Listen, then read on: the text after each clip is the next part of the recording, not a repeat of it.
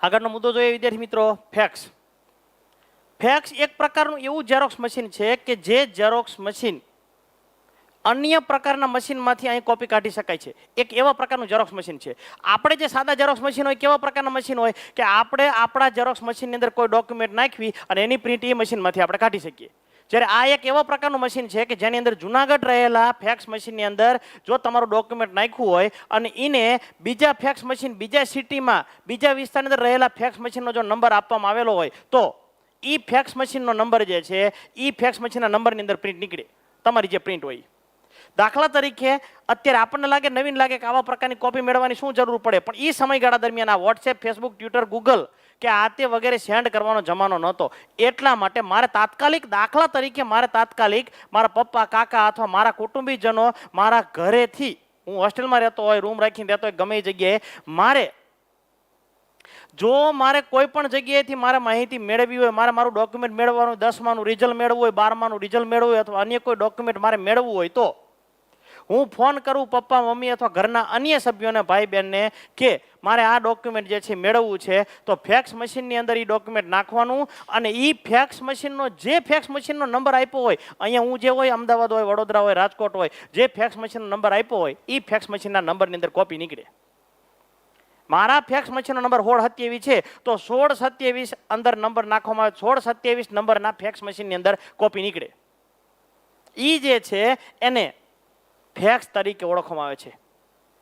સામાન્ય ઝેરોક્સ મશીનની અંદર જે ઝેરોક્સ મશીનમાં તમે ડોક્યુમેન્ટ નાખો એની કોપી એ મશીનમાં નીકળે. આ ફેક્સ મશીન એક એવા પ્રકારનું વિશેષ સાધન છે કે જે બીજા મશીનમાંથી અન્ય મશીન પર કોપી કાઢે. એક સ્થળ પરના કાગળ પરના લખાણ કે ચિત્રોની આબેહૂબ પ્રતિકૃતિ અન્ય સ્થળ પરના કાગળ પર ફેક્સ મશીન દ્વારા છાપવાની પ્રક્રિયાને ફેક્સ તરીકે ઓળખવામાં આવે છે. એક જગ્યાએ તમે ડોક્યુમેન્ટ નાખો અને બીજી જગ્યાએ પ્રિન્ટ કાઢી શકાય એવું એક મશીન છે ને ફેક્સ તરીકે ઓળખવામાં આવે છે. ટૂંકમાં કહીએ તો ફેક્સ મશીન એક એવા પ્રકારનું ઝેરોક્સ મશીન છે કે જેમાં બીજા સ્થળે તમે ડોક્યુમેન્ટ નાખો અને 100, 200, 500 કિલોમીટર દૂરીની કોપી કાઢી શકાય છે, તાત્કાલિક મેળવી શકાય છે, લેવા જવાની જરૂર પડતી નથી. એક સ્થળ પરના કાગળ પરના લખાણ કે ચિત્રોની આબેહૂબ પ્રતિકૃતિ અન્ય સ્થળ પરના લખાણ કે ચિત્રોને ફેક્સ મશીન દ્વારા છાપવાની પ્રક્રિયાને ફેક્સ તરીકે ઓળખવામાં આવે છે. આ ફેક્સ મશીનનું જોડાણ ટેલિફોનના વાયર સાથે હોય છે. આ એક ગુણનો પ્રશ્ન છે, એક વાક્યનો પ્રશ્ન છે, એક ગુણનો છે. વિભાગ બી ની અંદર પ્રશ્ન પૂછાય છે. વિભાગ બી ની અંદર પ્રશ્ન પૂછાય છે. એક સ્થળ પરના કાગળ પરના લખાણ કે ચિત્રોની આબેહૂબ પ્રતિકૃતિ અન્ય સ્થળ પરના કાગળ પર ફેક્સ મશીન દ્વારા છાપવાની પ્રક્રિયાને ફેક્સ તરીકે ઓળખવામાં આવે છે. દરેક ફેક્સ જે હે મશીન ટેલિફોનના વાયર હારે જોડેલું હોય અને દરેક ફેક્સને પોતપોતાનો અલગ અલગ નંબર હોય. ટેલિફોનના વાયર સાથે એનું જોડાણ કરવું જરૂરી છે.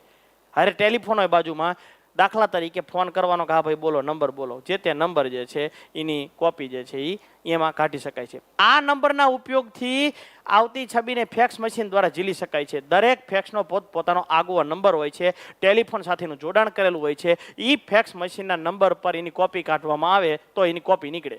જે તે મશીન આપ્યું. આપણે કેમ મોબાઈલ નંબર જુદા જુદા વ્યક્તિના જુદા જુદા મોબાઈલ નંબર જુદા જુદા હોય, એવી રીતે જે મોબાઈલ નંબર જે વ્યક્તિને તમે લગાવો એ વ્યક્તિને મોબાઈલ લાગે, એવી રીતે જે તે ફેક્સ મશીન જે છે એનો નંબર આપો, અહીંયા એ કોપી નીકળે.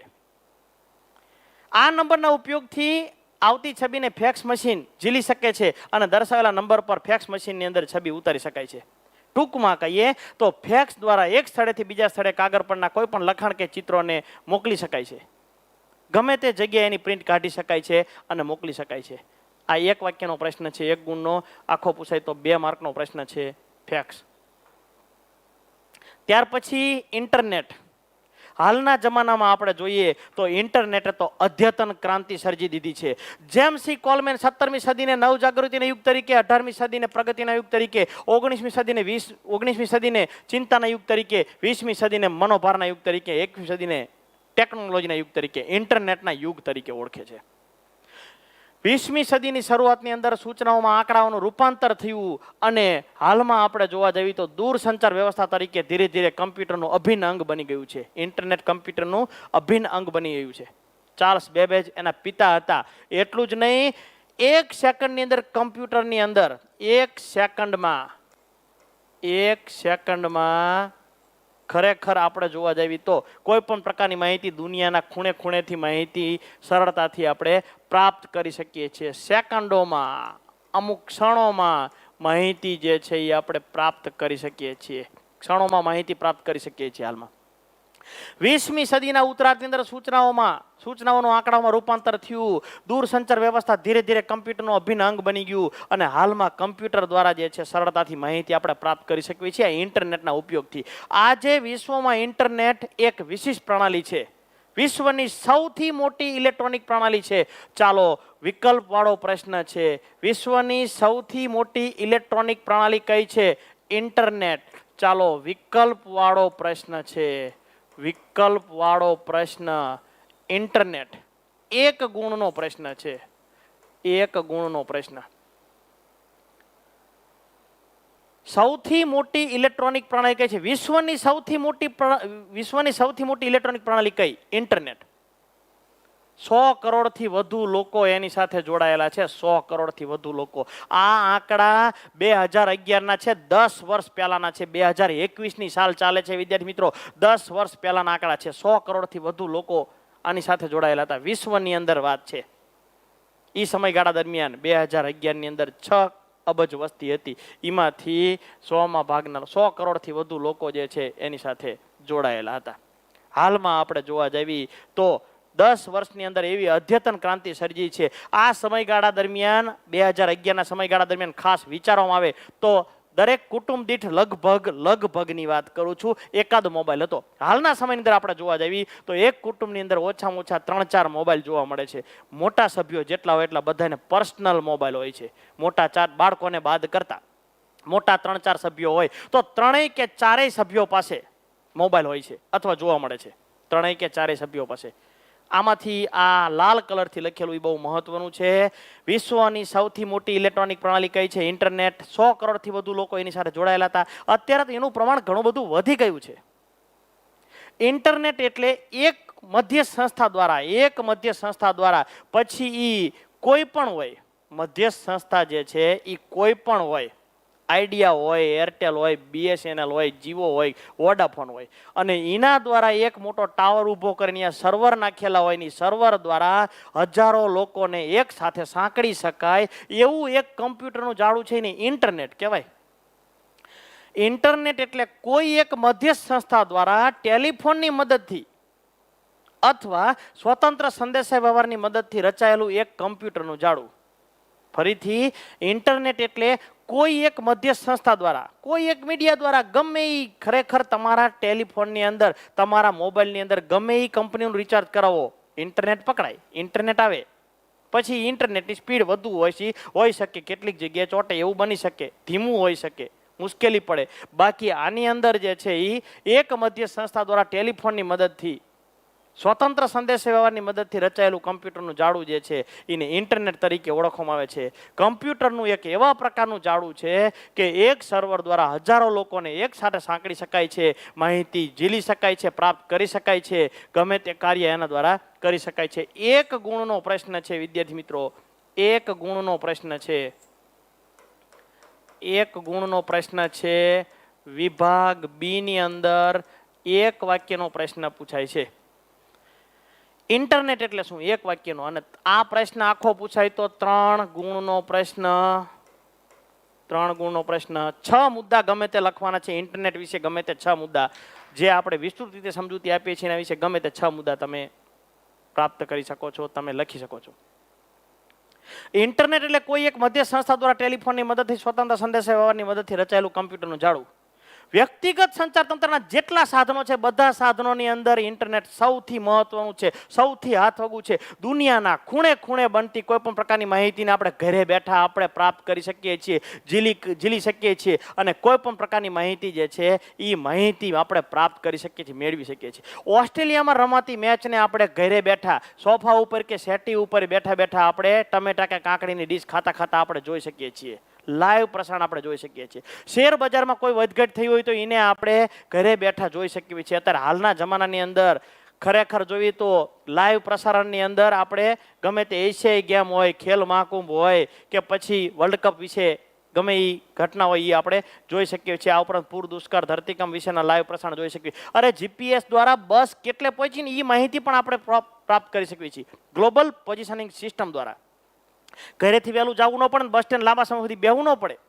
એટલા માટે આપણે બસ કેટલે પહોંચી તો કે બસ હવે અહીંયા આ સ્થળે પહોંચી છે, પહોંચતા 10 મિનિટ થઈ છે, 5-7 કિલોમીટર દૂર છે, હવે આપણે ઘરેથી નીકળો ને 5-7 મિનિટ પછી બસ આવે. આ બધી માહિતી ઇન્ટરનેટ દ્વારા સરળતાથી માહિતી પ્રાપ્ત કરી શકાય છે. જેટલા બધા સાધનો છે એમાં સૌથી મહત્વનું, સૌથી અસરકારક અને આધુનિક સાધન છે ઇન્ટરનેટ. ઓછા ખર્ચે વિવિધ બાબતો અંગેની વિશાળ જાણકારી અને વધુ માહિતી પ્રાપ્ત કરી શકાય છે. સામાન્ય એક ઉદાહરણ લઈએ. હાલના જમાનાની અંદર આપણે જોવા જઈએ તો 599 ની અંદર 84 દિવસ સુધી અનલિમિટેડ જેટલી વાતો કરવી એટલી વાતો તમે કરી શકો. જેટલા મેસેજ મોકલો એટલે મેસેજ તમે મોકલી શકો. વિડીયો કોલ તમે અનલિમિટેડ કરી શકો અને 1.5 GB કે 2 GB જે એક દિવસનું આવતું એટલું તમે નેટમાં સર્ચ મારીને વાપરી શકો. ડાઉનલોડ કે આતે વગેરે તમે કરી શકો. અનલિમિટેડ વાતું 100% ચાર્જિંગ કરીને જેટલું ચાર્જિંગ ખૂટે ત્યાં સુધી વાત આપણે કરીએ છીએ. અથવા સામાન્ય રીતે હવે મેં મોઢામાં બટકું મૂક્યું ને હવે હું ચાવી રહ્યો છું અને હવે હું જે છે એ છાશ પી રહ્યો છું. આવી ઝીણી ઝીણી બાબતો પણ ટેલિફોનની અંદર આપણે ઇન્ટરનેટના માધ્યમ દ્વારા વિડીયો કોલ કે અન્ય આપણે કરી શકીએ છીએ. વ્યક્તિગત સંચાર તંત્રના જેટલા સાધનો છે ને, કયા રેડિયો, ટેલિવિઝન, છાપું, સમાચાર પત્રો, પુસ્તકો, magazine, hoarding, fax, banner, WhatsApp, Facebook, Twitter, Google, આ બધાનો ઉપયોગ આપણે એક જ ઇન્ટરનેટના ઉપયોગથી કરી શકીએ. આ ઇન્ટરનેટે દુનિયાની બધી વસ્તુનું સ્થાન એકલા ઇન્ટરનેટે લઈ લીધું છે. રેડિયોની જરૂર નથી. ફોનની અંદર, ટેલિફોન દ્વારા, મોબાઈલની અંદર ઇન્ટરનેટના માધ્યમ દ્વારા આપણે રેડિયોમાં આવતી કોઈ પણ ઘટના આપણે સાંભળી શકીએ. ટીવીનું સ્થાન મોબાઈલ લઈ લીધું, અલાર્મનું સ્થાન મોબાઈલ લઈ લીધું, સ્ટોપવોચનું સ્થાન મોબાઈલ લઈ લીધું, ઘડિયાળનું સ્થાન મોબાઈલ લઈ લીધું, કેમેરાનું સ્થાન મોબાઈલ લઈ લીધું. અને હાલમાં આપણે જોવા જઈએ તો ઓછા ખર્ચે વિશાળ માહિતી આપણે મેળવી શકાય છે અને ઓછા ખર્ચે વિશાળ માહિતી સરળતાથી પ્રાપ્ત કરી શકાય છે. ઇન્ટરનેટ દ્વારા ઘણા બધા કામ એવા છે, ઘરે બેઠા જે છે, એસીમાં બેઠા બેઠા, સોફા ઉપર બેઠા બેઠા સરળતાથી મેળવી શકીએ છીએ, પ્રાપ્ત કરી શકીએ છીએ. વિશ્વને આવરી લેતા ઇન્ટરનેટને વર્લ્ડ વાઇડ વેબ તરીકે ઓળખવામાં આવે છે. વર્લ્ડ વાઇડ વેબ, WWW નું પૂરું નામ જણાવો. એક ગુણનો પ્રશ્ન છે. WWW નું પૂરું નામ જણાવો. World wide web. WWW નું પૂરું નામ. ખાસ એક વાક્યનો પ્રશ્ન, વર્લ્ડ વાઇડ વેબ. ખાસ જ્યાં પ્રશ્ન આવે આપણે અટકીએ છીએ, એના ઉપર વધારે ભાર મૂકવી છીએ અને એટલા માટે તો આપણે આ માધ્યમનો ઉપયોગ કરી શકીએ છીએ. ઘરે બેઠા વિદ્યાર્થીઓ માહિતી પ્રાપ્ત કરી શકે એટલા માટે. વિશ્વને આવરી લેતા ઇન્ટરનેટને વર્લ્ડ વાઇડ વેબ WWW તરીકે ઓળખવામાં આવે છે.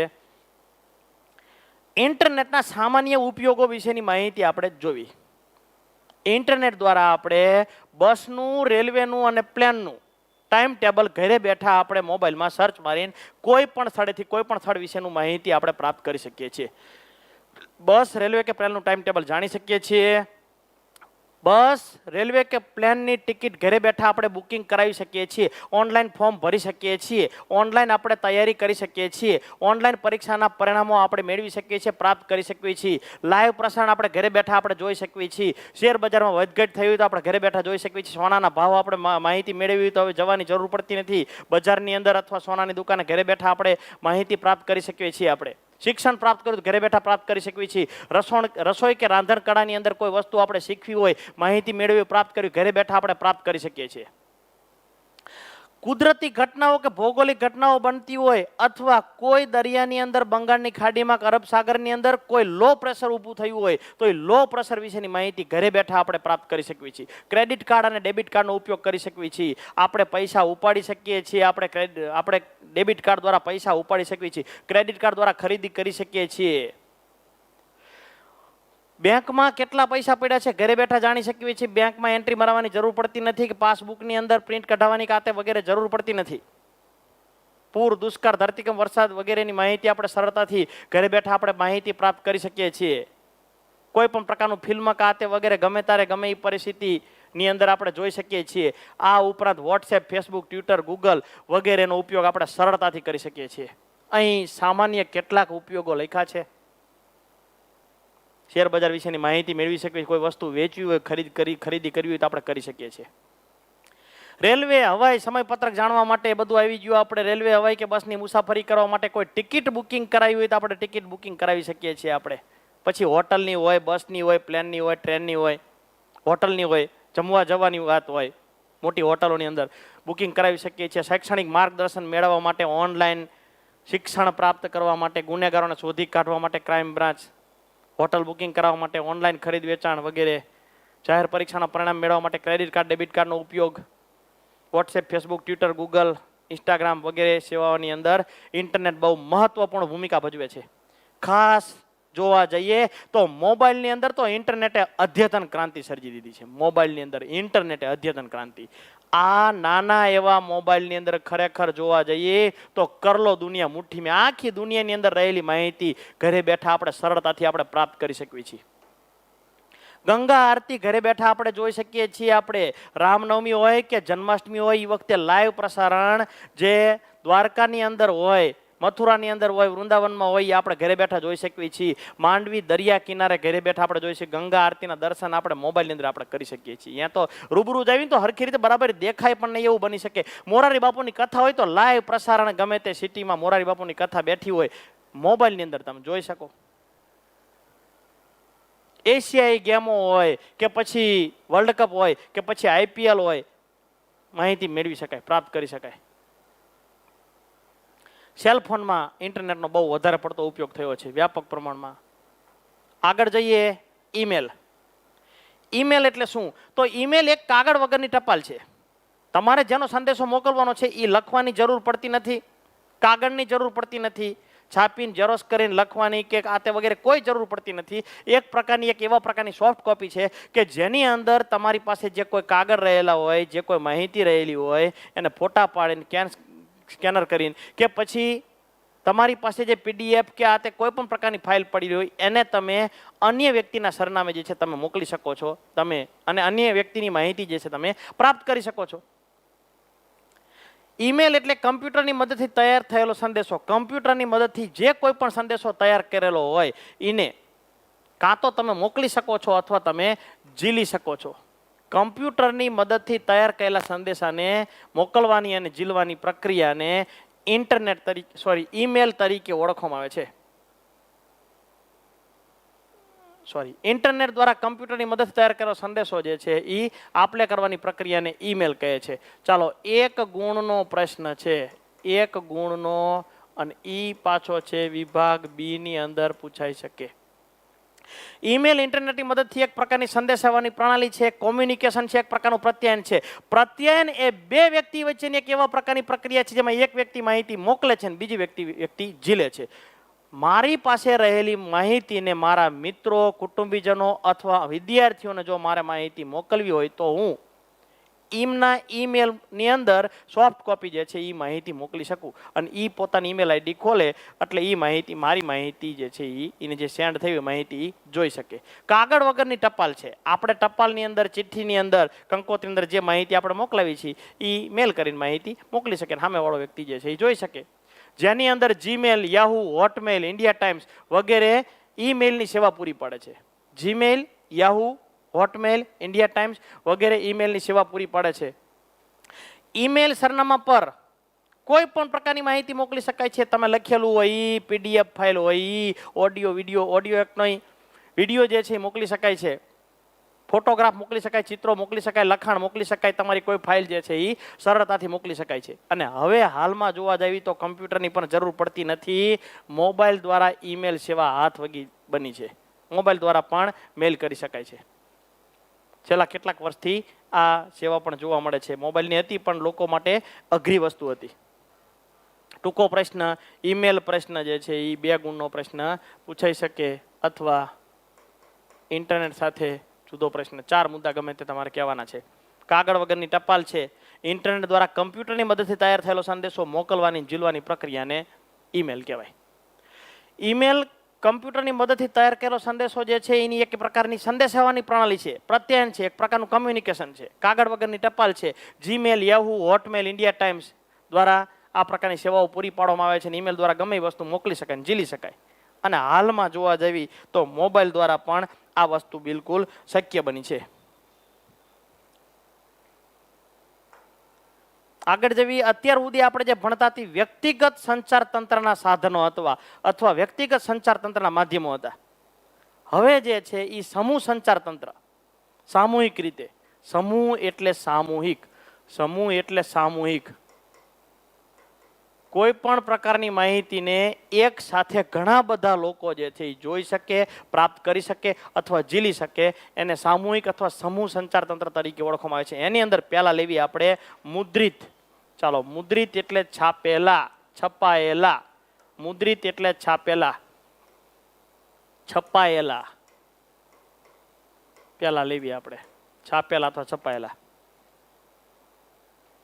દૂરદર્શન, આકાશવાણી, સિનેમા એટલે કે ફિલ્મો, સમાચાર પત્રો, સામયિકો વગેરે સમૂહ સંચાર તંત્રના સબળ માધ્યમો છે. સમૂહ સંચાર તંત્રના માધ્યમો જણાવો. એક ગુણનો પ્રશ્ન પૂછાઈ શકે. એક ગુણનો. સમૂહ સંચાર તંત્રના માધ્યમો જણાવો. નાનું માધ્યમ, પહેલા રેડિયો આવે, પછી ટીવી આવે, પછી ફિલ્મ આવે. ક્રમમાં લેવીને તો રેડિયો આવે, ટીવી આવે, ફિલ્મ આવે, છાપુ સમાચાર પત્રો આવે અને સામયિકો આવે. આ બધા એક સાથે ઘણા બધા લોકો ઉપયોગ કરી શકે એવા પ્રકારના સમૂહ સંચાર તંત્રના માધ્યમો છે. ખરેખર જોવા જઈએ તો ભારતમાં 70,000થી વધુ દૈનિક સમાચાર પત્રો, 70,000થી વધુ દૈનિક સમાચાર પત્રો હિન્દી, અંગ્રેજી અને સ્થાનિક ભાષામાં છપાય છે. હિન્દી ભાષા એટલે રાષ્ટ્રીય ભાષા. આપણા આખા દેશની અંદર આ ભાષા જે છે એ ભાષા દરેક લોકો સમજે. રાષ્ટ્રની અંદર બોલાતી ભાષા રાષ્ટ્રીય ભાષા. જે તે રાજ્યમાં બોલાતી ભાષા જે છે એને રાજ્ય ભાષા તરીકે ઓળખવામાં આવે છે, સ્થાનિક ભાષા તરીકે ઓળખવામાં આવે છે. અને આખા દેશની અંદર એ ભાષા જે છે એકદમ બોલો એટલે આખા દેશના લોકો સમજી શકે. ગમે તે દેશમાં જવી ભાષા હાલે. ઇન્ટરનેશનલ ભાષા એટલે કઈ? અંગ્રેજી. રાષ્ટ્રીય ભાષા હિન્દી અને સ્થાનિક ભાષા. એની અંદર 70,000થી વધુ દૈનિક સમાચાર પત્રો હિન્દી, અંગ્રેજી અને અન્ય કેટલાક પ્રાદેશિક ભાષાની અંદર આવા પ્રકારના સમાચાર પત્રો છપાય છે. અને 10 કરોડથી વધુ નકલો ભારતની અંદર વેચાય છે. 10 કરોડથી વધુ નકલો ભારતની અંદર વેચાય છે. ફરીથી આપણે એક વખત જોઈ લેવી, ભારતની અંદર 70,000થી વધુ પ્રકારના છાપાઓ છે, એટલે કે સમાચાર પત્રો છે. આ સમાચાર પત્રો હિન્દી ભાષામાં, અંગ્રેજી ભાષામાં અને સ્થાનિક ભાષામાં રજૂ થાય છે. 10 કરોડથી વધુ નકલો વેચાય છે. આ નકલો જે છે એ 2011ના આંકડા છે. 960 તો ચેનલો છે. 960 તો ચેનલો, સ્ટાર પ્લસ, સોની, જી, આ બધી ચેનલો જે છે ને એ 960 ચેનલો છે.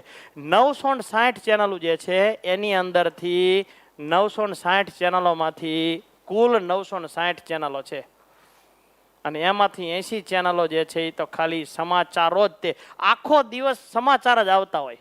24 કલાક ગમે ત્યારે ચાલુ કરો સમાચાર આવતા. જે ઘટના બની હોય એની ઘટનાને 1 વાર, 2 વાર, 3 વાર, જ્યાં સુધી નવી ઘટના ન બને ત્યાં સુધી ઘટના એની રજૂ કરી રાખે. 2-3 કલાક ટીવી સામે બેહો ને તમે, ગમે તે આજ તક કોઈ 24 અવર્સ હોય, ગમે એ ચેનલ સામે તમે બેહો ને ઘટના પાકી થઈ જાય, આપણને બધી ખબર પડી જાય. એટલી બધી વખત રજૂ કરે. આખો દિવસ એની અંદર ન્યૂઝ જ આવતા હોય, સમાચારો જ આવતા હોય. 960થી વધારે ઉપગ્રહ ચેનલો છે. 80 ચેનલો જે છે આખો દિવસ સમાચારો જ રજૂ કરે છે. ન્યૂઝ જ આવે આખો દિવસ. ચાલો, વિશ્વનું પ્રથમ મુદ્રિત સમાચાર પત્ર મોર્નિંગ પોસ્ટ હતું. વિશ્વનું સૌ પ્રથમ મુદ્રિત સમાચાર પત્ર મોર્નિંગ પોસ્ટ હતું. 1772માં રજૂ થયું હતું. 1772 અંદર છપાણું હતું. વિશ્વનું સૌ પ્રથમ મોર્નિંગ પોસ્ટ અને ભારતનું સૌ પ્રથમ બંગાળ ગેજેટ. ભારતનું બંગાળ ગેજેટ અંગ્રેજ જેમ્સ ઓગસ્ટ હિકીજાએ રજૂ કર્યું હતું. વિશ્વનું સૌ પ્રથમ મુદ્રિત સમાચાર પત્ર મોર્નિંગ પોસ્ટ હતું. ચાલો, વિશ્વનું સૌ પ્રથમ સમાચાર પત્ર કયું હતું? મોર્નિંગ પોસ્ટ હતું. 1 ગુણનો પ્રશ્ન છે, વિભાગ બી. 2 આપણને આવડવું પડે. આ તો 12મા ધોરણને લગતું છે, પણ સ્પર્ધાત્મક પરીક્ષામાં પણ આ પૂછાય એ દ્રષ્ટિએ પણ આપણને આવડતું હોવું પડે. વિશ્વનું પહેલું છાપું કયું? Morning post 1772. ભારતમાં પહેલું છાપું કયું? બંગાળ ગેજેટ. બંગાળ ગેજેટ. વિકલ્પ વાળો પ્રશ્ન, વિકલ્પ વાળો 1 ગુણનો પ્રશ્ન. 1 ગુણનો પ્રશ્ન. 1819 ની અંદર ભારતીય ભાષાની અંદર સૌ પહેલા સમાચાર પત્ર બંગાળી ભાષામાં શરૂ થયું. 1819 અંદર બંગાળી ભાષામાં સૌ પ્રથમ શરૂ થયું. ચાલો ફરીથી એક વખત જોઈ લેવી. આની અંદર મુખ્ય બે પ્રશ્નો જે લખ્યા છે લાલ કલરથી, વિશ્વનું પહેલું છાપું કયું ને ભારતનું પહેલું છાપું કયું, બંને આપણને આવડતા હોવા જોઈએ. વિશ્વનું પહેલું છાપું જે છે એ મોર્નિંગ પોસ્ટ અને ભારતનું પહેલું સમાચાર પત્ર જે છે એ બંગાળ ગેજેટ. 1819 અંદર ભારતીય ભાષાની અંદર સૌ પ્રથમ સમાચાર પત્ર બંગાળી ભાષાની અંદર રજૂ કરવામાં આવ્યું. બંગાળી ભાષામાં રજૂ કરવામાં આવ્યું. આ સમાચાર પત્રનું નામ સંવાદ કૌમુદી હતું. સમાચાર પત્રનું નામ જે છે એ સંવાદ કૌમુદી હતું. બુદ્ધિનો ચાંદ. અને એના જે છે પ્રણેતાની વાત કરો, પ્રકાશકની વાત કરો તો રાજારામ મોહન રાય હતા. બંગાળની અંદર રજૂ થયેલું છાપું જે 1819 માં રજૂ થયું હતું ને એ હતું સંવાદ કૌમુદી. ગુજરાતીનું નામ બુદ્ધિનો ચાંદ. એના પ્રકાશક હતા રાજારામ મોહન રાય. વિકલ્પવાળો પ્રશ્ન 2020 ની અંદર કઈ પરીક્ષા પૂછાણો બરાબર યાદ નથી, પણ એક સ્પર્ધાત્મક પરીક્ષા પ્રશ્ન પૂછાણો હતો. બંગાળની અંદર રજૂ થયેલા છાપાના પ્રકાશક કોણ હતા? રાજારામ મોહન રાય હતા. 1826 માં ઉદંત માર્તંડ નામનું પ્રથમ હિન્દી સમાચાર પત્ર રજૂ થયું.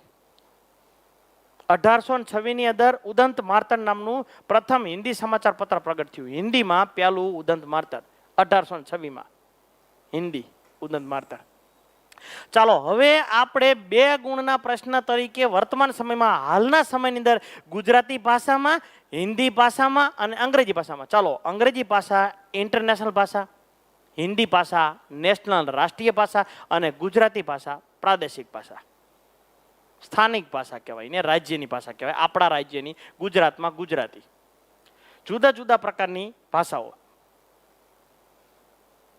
વર્તમાન સમયની અંદર ગુજરાતી ભાષામાં પ્રકાશિત થતા 5 છાપાના નામ તમને આવડતા હોવા જોઈએ. 2 ગુણનો પ્રશ્ન છે. 5 હિન્દી ભાષામાં અને 5 અંગ્રેજી ભાષાના છાપાના નામ આવડતા હોવા પડે. ચાલો ગુજરાતીના તો આવડે. ચાલો વર્તમાન સમયની અંદર ગુજરાતી ભાષાની અંદર ગુજરાત સમાચાર આપણા ઘરે આવે છે. તો ગુજરાત સમાચાર, દિવ્ય ભાસ્કર આપણા ઘરે આવે છે અને સંદેશ 3 તો આવે જ છે.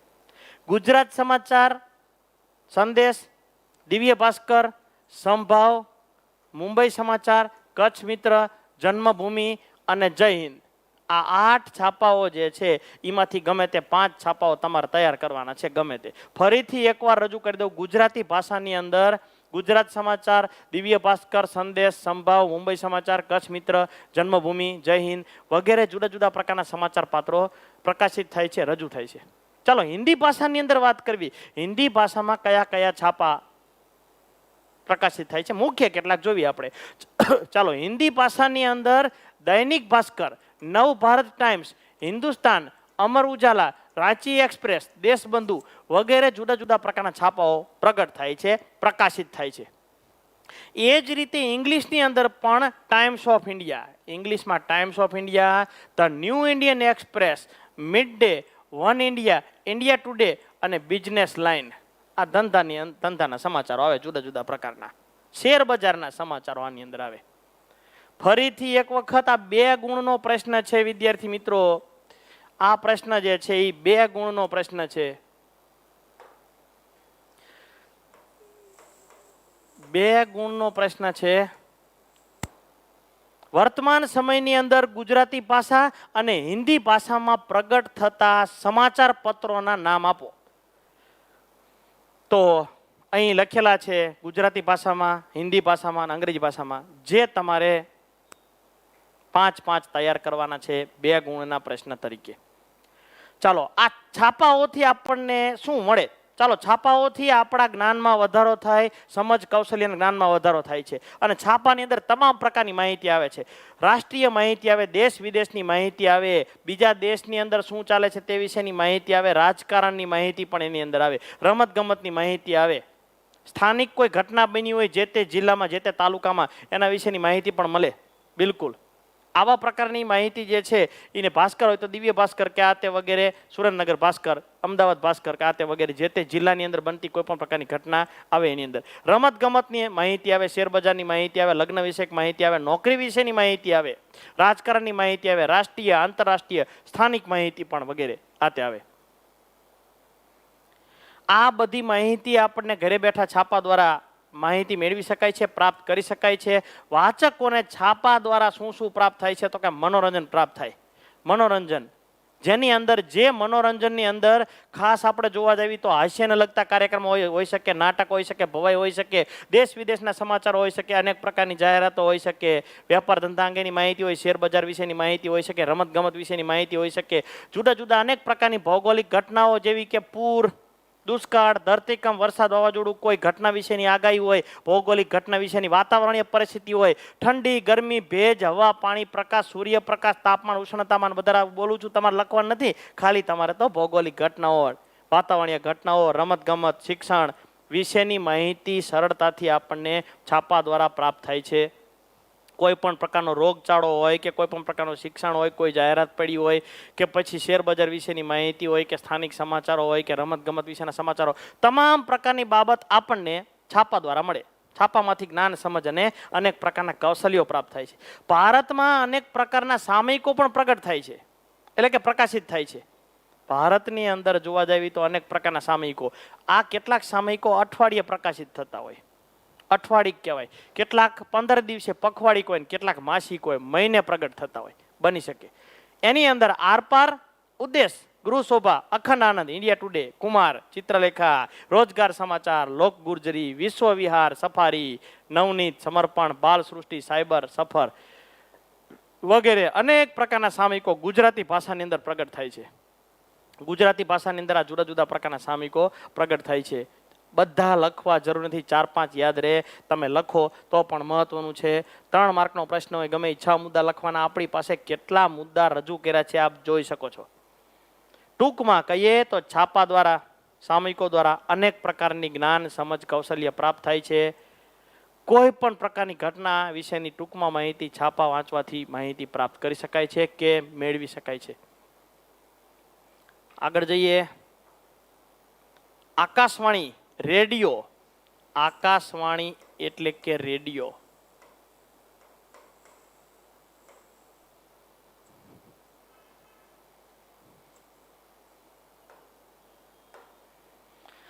ભારતમાં રેડિયોની શરૂઆત ક્યારે થઈ? 1923માં થઈ. ભારતમાં રેડિયો પ્રસારણની સૌ પ્રથમ શરૂઆત 1923માં રેડિયો ક્લબ ઓફ બોમ્બે દ્વારા થઈ હતી અને એનું 1930ની અંદર રાષ્ટ્રીયકરણ થયું. નામ બદલીને ભારતીય પ્રસારણ સેવા, Indian broadcasting corporation, Indian broadcasting corporation એવું નામ આપવામાં આવ્યું. 1930ની અંદર સેવાનું રાષ્ટ્રીયકરણ કરવામાં આવ્યું. નામ બદલીને ભારતીય પ્રસારણ સેવા, ઇન્ડિયન બ્રોડકાસ્ટિંગ કોર્પોરેશન એવું નામ આપવામાં આવ્યું. ચાલો, રેડિયો પ્રસારણની વ્યાપક શરૂઆત તો 1936માં થઈ. 1936ની અંદર થઈ. એનું નામ ઓલ ઇન્ડિયા રેડિયો નાખવામાં આવ્યું, AIR. હવે આ 1923ની અંદર તો શરૂઆત થઈ હતી ભારતની અંદર Bombay, radio club of Bombay દ્વારા થઈ હતી. રેડિયો ક્લબ ઓફ બોમ્બે દ્વારા થઈ હતી.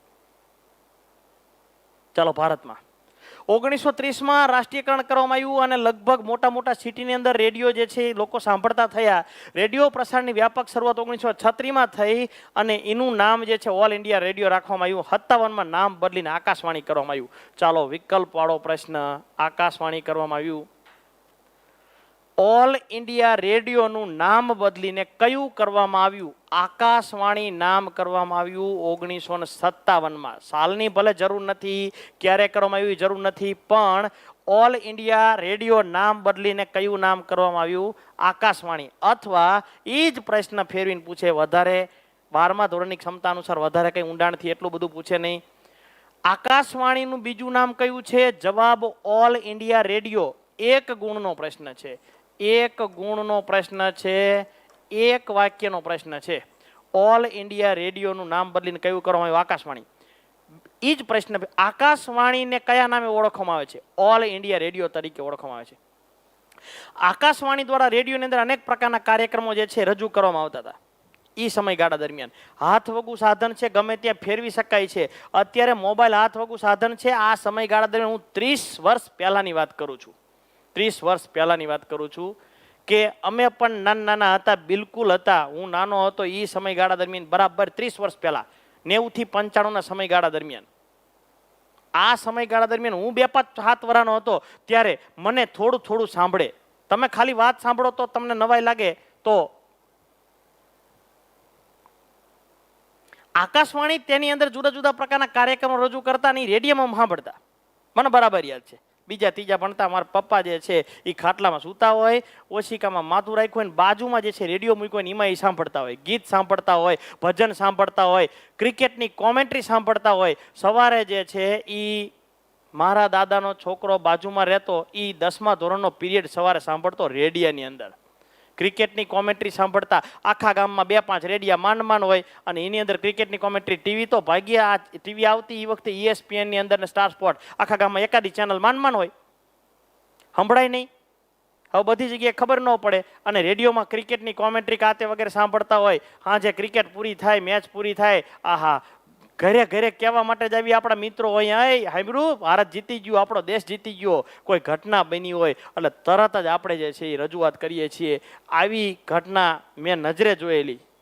હવે આવા પ્રકારની ઘટના જે છે એ આપણને અત્યારે નવાઈ લાગે કે આપણે ઘરે બેઠા સરળતાથી પ્રાપ્ત કરી શકીએ. કોઈ નવી ઘટના બને વોટ્સએપમાં બીજી જ મિનિટે આવી જાય, લોકોને ખબર પડી જાય, આખી દુનિયાને ખબર પડી જાય કોઈ નવી ઘટના બને. એટલે સરળ આવી વસ્તુ હતી નહીં. શિક્ષણ મેળવી શકાય, મનોરંજનની અંદર નાટક ભવાય કે અન્ય કોઈ મનોરંજન મેળવી શકાય, ગીત સંગીત સાંભળી શકાય, નાટક ભવાય, સમાચારો, દુનિયાની અંદર બનતી ઘટનાઓ, રમત ગમત વિશેની કોઈ પણ પ્રકારની માહિતી જે છે એ મેળવી શકાય છે.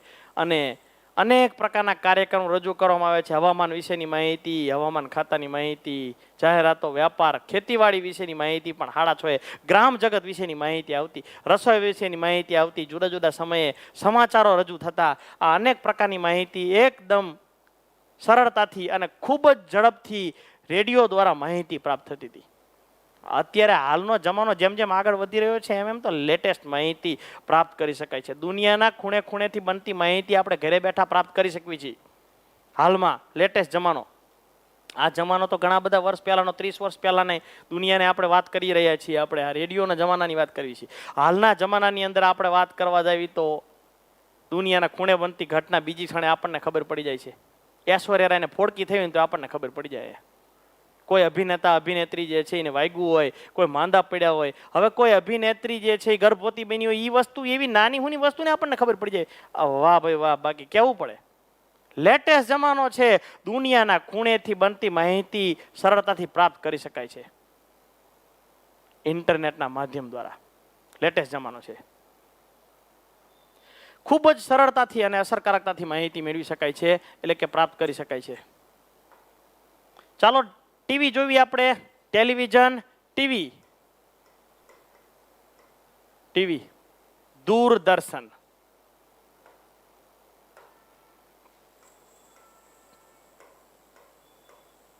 દૂરદર્શન, ટેલિવિઝન,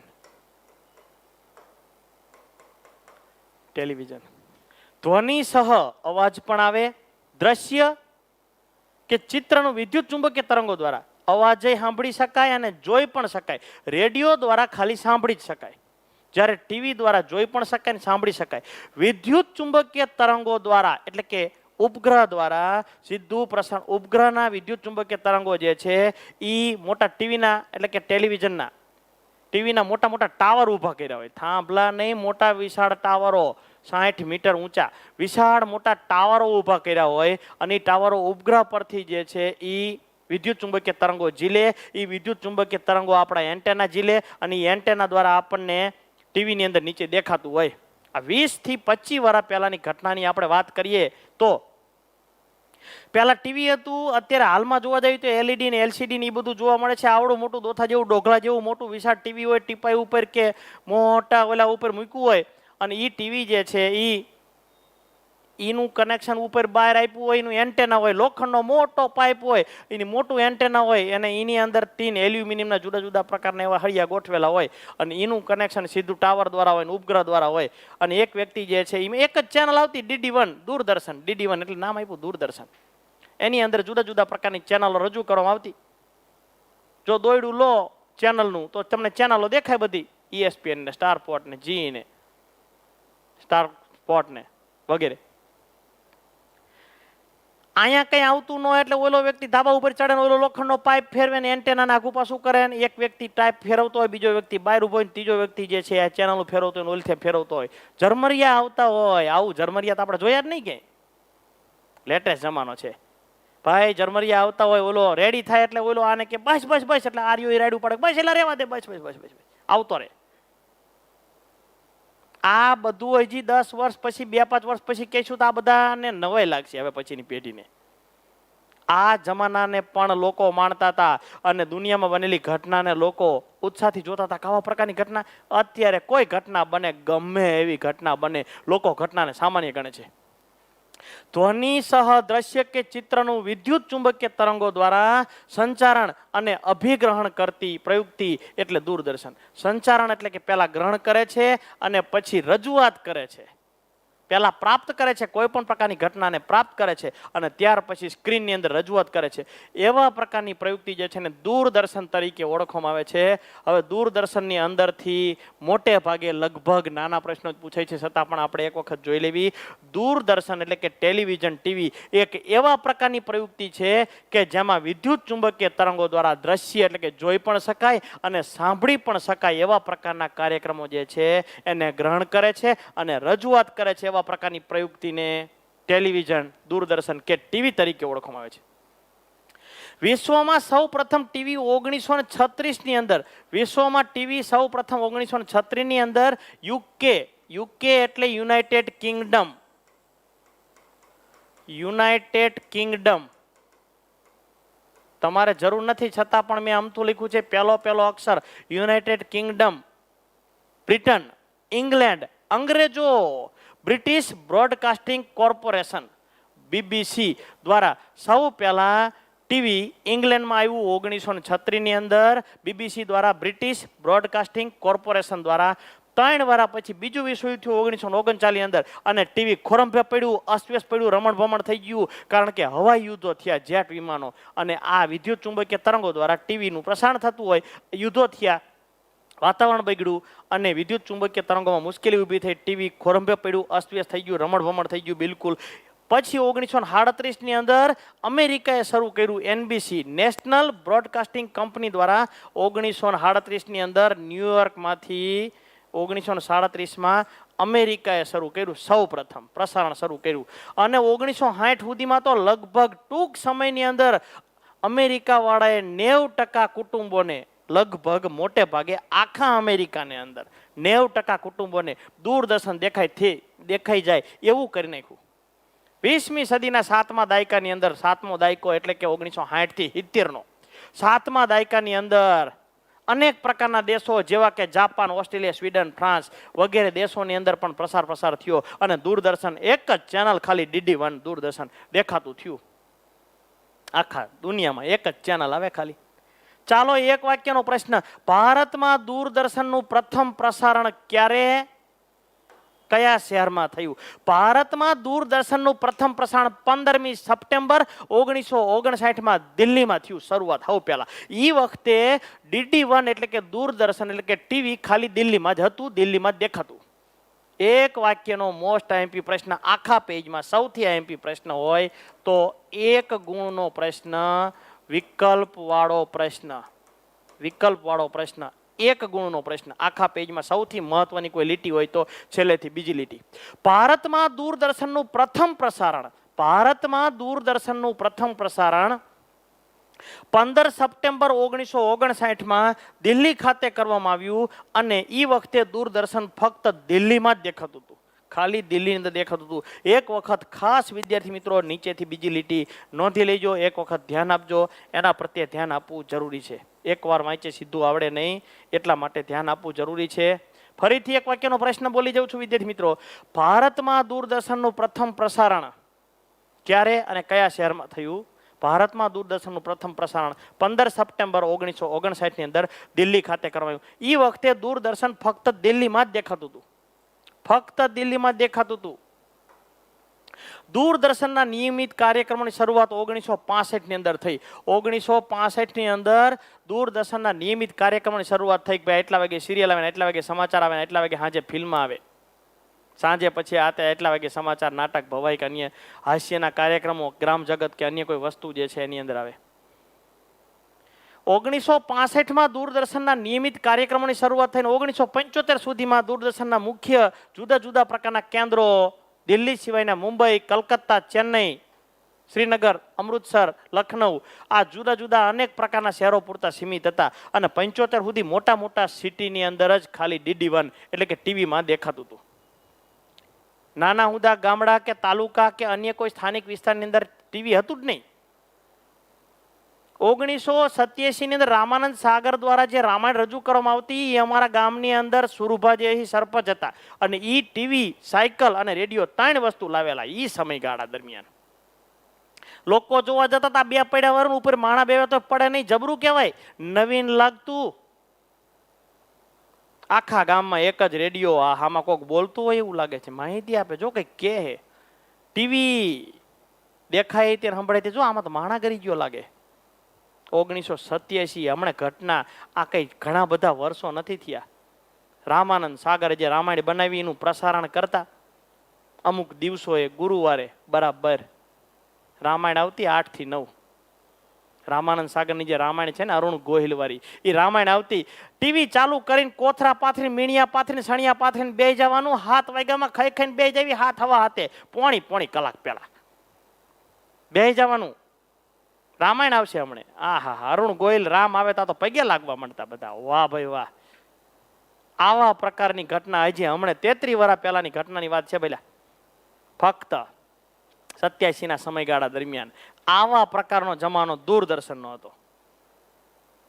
1975 તો હજી મોટા મોટા સિટીમાં જ આવતું હતું. હજી 10-12 વર્ષ પછી ગામડા સુધી દૂરદર્શન પહોંચ્યું ને સુરુભા હવ પહેલા ટીવી લાવ્યા અને સીધું રજૂઆત કરી. એન્ટેના હરખી રીતે વ્યવસ્થિત ગોઠવી નાખ્યું. ઘણા બધા લોકોની મદદથી ટીવી ગોઠવું અને રામજી મંદિરના ઓટા ઉપર બહાર ટીવી મૂક્યું. મને બરાબર યાદ છે, નાનો હતો હું બિલકુલ. 1982માં 82માં જન્મ, 87માં 5 વર્ષ હતો ને મેં નજરે જોયેલું, નાનો હતો બિલકુલ. હવે કેટલા હોય આપણે વિચાર કરો. દૂરદર્શનના બુનિયાદી કાર્યક્રમો 3 પ્રકારની સેવાઓ જોવા મળે છે. 3 પ્રકારની સેવાઓ જોવા મળે છે દૂરદર્શનમાં: સ્થાનિક, પ્રાદેશિક અને રાષ્ટ્રીય. ચાલો, સ્થાનિક એટલે કઈ? તો કે રાજ્યની. સ્થાનિક એટલે રાજ્યની. ગુજરાતમાં આપણે રહેવી છીએ તો ગુજરાતની સેવાઓ. ચાલો, પ્રાદેશિક એટલે જે તે પ્રદેશની, જે તે પ્રદેશની, જે તે જિલ્લાની, જે તે વિસ્તારની, જે તે તાલુકાની, જે તે વિસ્તારમાં રજૂ થતી હોય. દૂરદર્શનમાં 3 પ્રકારના બુનિયાદી કાર્યક્રમો રજૂ થાય છે. એક સ્થાનિક, જે છે એ સ્થાનિક કાર્યક્રમો રાજ્યના. બીજું પ્રાદેશિક, જે તે પ્રદેશના. અને ત્રીજું જે છે રાષ્ટ્રીય, દેશના. આપણા જિલ્લામાં બનતી ઘટનાઓ, આપણા રાજ્યમાં બનતી ઘટનાઓ અને આપણા દેશમાં બનતી ઘટનાઓ જોઈ શકાય છે. દૂરદર્શનમાં કયા 3 પ્રકારના બુનિયાદી કાર્યક્રમ રજૂ કરવામાં આવે છે? સ્થાનિક, પ્રાદેશિક અને રાષ્ટ્રીય. સ્થાનિક, પ્રાદેશિક અને રાષ્ટ્રીય. 1 ગુણનો પ્રશ્ન છે. 1 ગુણનો પ્રશ્ન છે. કયા પ્રકારના કાર્યક્રમો રજૂ કરવામાં આવે છે? 1 ગુણનો પ્રશ્ન. માહિતી, મનોરંજન, શિક્ષણ આપતા સમૂહ માધ્યમ તરીકે દૂરદર્શન આધુનિક સમયનું સૌથી વ્યાપક, ઝડપી અને પ્રભાવક માધ્યમ છે. આ માધ્યમનું સાઈડ મોબાઈલે કાપી લીધી છે, પણ આ મોબાઈલ નહોતો ત્યારની વાત કરે છે વિદ્યાર્થી મિત્રો. આધુનિક સમયનું આ ટેલિવિઝન એ સૌથી અસરકારક, ઝડપી, પ્રભાવક અને સૌથી મોટી અસર કરનારું કોઈ માધ્યમ હોય તો આ દૂરદર્શન છે. આ ટીવી છે, ટેલિવિઝન છે. અરે ઘણા બધા વર્ષો પહેલા 2001 થી 10 ના સમયગાળા દરમિયાન થયેલા સંશોધનની અંદર એવું જોવા મળ્યું, માધ્યમિક શાળાના બાળકો 20 વર્ષ પહેલા, માધ્યમિક શાળા એ વખતે 8મું ધોરણ પ્રાથમિકમાં, 8મું ધોરણ માધ્યમિકમાં હતું. અત્યારે પ્રાથમિકમાં છે ને, 8મું ધોરણ માધ્યમિકમાં હતું. માધ્યમિક શાળાના બાળકોને પૂછ્યું કે હું કવિ 10 સાધનોમાંથી માહિતી મેળવવાનું સૌથી સારું, અસરકારક અને સૌથી સારું માધ્યમ કયું? રેડિયો, ટેલિવિઝન એટલે કે ટીવી, છાપું, સમાચાર પત્રો એટલે કે પુસ્તકો, મેગેઝીન, હોર્ડિંગ એટલે કે મોટા મોટા પાટિયા મારેલા હોય હોર્ડિંગ, બેનર, ફેક્સ તો હતું તે વખતે, હોર્ડિંગ, ફેક્સ, ઇન્ટરનેટ હતું, કેટલીક જગ્યાએ જ હતું, ચોપાનિયા અને જાહેરાતના પાટિયા. આ પાટિયાની હું વાત કરું છું. આ 10 માંથી માહિતી મેળવવાનું સૌથી અસરકારક, વ્યાપક, ઝડપી, પ્રભાવક માધ્યમ કયું? પૂછ્યું. મોટા ભાગના બાળકોએ 80% બાળકોએ ટીવીને કીધું હતું. 80% બાળકોએ આ ટીવીને કીધું હતું, દૂરદર્શન ટીવીને કીધું હતું. ટીવી દ્વારા બનતી કોઈ પણ પ્રકારની ઘટના કે માહિતીને આપણે સરળતાથી મેળવી શકીએ છીએ, પ્રાપ્ત કરી શકીએ છીએ. ટીવી દ્વારા આપણે ગમે તે ઘટના આપણે મેળવી શકીએ. અત્યારે હાલમાં આપણને ઇન્ટરનેટ, આપણને મોબાઈલ જે વાલું લાગે છે, આપણો પાકો ભાઈબંધ મોબાઈલ. વ્યક્તિને જુદા કરી દેવાનું કોઈ ઘટક હોય ને તો આ મોબાઈલ છે. કરલો દુનિયા મુઠ્ઠીમાં, આખી દુનિયાને મુઠ્ઠીમાં કરી નાખી છે. દુનિયામાં બનતી કોઈ પણ પ્રકારની ઘટના ઘરે બેઠા આપણે પ્રાપ્ત કરી શકીએ છીએ, મોબાઈલની અંદર પ્રાપ્ત કરી શકીએ છીએ. 4 મિત્રો બેઠા હોય, ચારે મોબાઈલ લઈને બેઠા હોય. આ વોટ્સએપ છે સાહેબ. પહેલાનું વોટ્સએપ કેવું હતું? હાજે ખાટલા ઢારીને, ખુરશી ઢારીને બેહતા, નીચે મીણિયા પાથરીને, છણિયા પાથરીને બેહતા, અને ઈ ડોલા ધોતિયા વાળા જે બેહતા ને ભાઈ, આ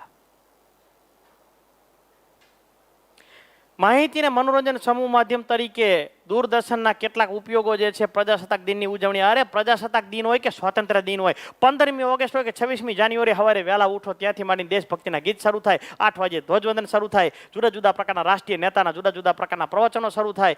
બપોર પછી જે છે દેશભક્તિના જુદા જુદા પ્રકારના ફિલ્મો આવે. દૂરદર્શનની અંદર ખાડી યુદ્ધ, ચૂંટણીના પરિણામો, ચૂંટણી આવે એટલે પરિણામ જાહેર થાય. સવારથી જ તે જુદા જુદા પ્રકારના પરિણામ, આટલી પેટીઓ ખોલીને એટલા પ્રકારના પરિણામને આને આટલી સીટો મળીને ધીરે ધીરે આટલી સીટોમાં આગળ છે. ખાડી યુદ્ધ, ચૂંટણીના પરિણામો, રમત ગમતના જીવંત પ્રસારણો, પછી ક્રિકેટ હોય, એશિયાઈ ગેમ્સ હોય, ઓલિમ્પિક હોય કે પછી IPL કે આ તે ગમે એ વસ્તુ હોય, લાઈવ પ્રસારણ કરી શકાય છે. ટીવીની અંદર દૂરદર્શનમાં એક જ ચેનલ હતી, લાઈવ પ્રસારણ થતું. કુદરતી આફતો જેવી કે પૂર, દુષ્કાળ, ધરતીકંપ, વરસાદ, વાવાઝોડું, ચક્રવાત, સુનામી, આ તે જે છે એ જુદા જુદા પ્રકારની ઘટનાઓ જે છે એ અહીંયા સુનામી છે. સુનામી, તળદો, સુનામી, ચક્રવાત વગેરે અનેક પ્રકારની ઘટનાઓ. કોઈ પણ પ્રકારની ઘટના બની હોય, કોઈને વાગ્યું હોય, અકસ્માત હોય, અથવા કોઈ એવા પ્રકારની વ્યક્તિગત અને માનવ સર્જિત ઘટના બની હોય, એના વિશેની માહિતી પણ દૂરદર્શન દ્વારા પ્રાપ્ત થતી. બજારોની વધઘટ થાય, સોનાના ભાવ કે આ તે વગેરેમાં વધારો ઘટાડો થાય, મોટા આર્થિક કૌભાંડો થાય. સમગ્ર વિશ્વને આવરી લેતી કોઈ પણ પ્રકારની ઘટનાઓ, નવીન કોઈ ઘટના હોય કે અવનવી કોઈ ઘટના હોય ને એના વિશેની માહિતી જે છે સરળતાથી પ્રાપ્ત થતી. આવા પ્રકારની માહિતી જે છે એને આપણે સરળતાથી પ્રાપ્ત કરી શકતા હતા બિલકુલ ટીવી દ્વારા. જો કે હાલના જમાનાની અંદર તો આપણે આના કરતાં પણ ઝડપી છીએ, પણ એ જમાનામાં ટેલિવિઝન એક એવા પ્રકારનું સાધન હતું કે દુનિયા વિશેની માહિતી પ્રાપ્ત કરવા માટે સૌથી અસરકારક, પ્રભાવક, ઝડપી, વ્યાપક સાધન હતું.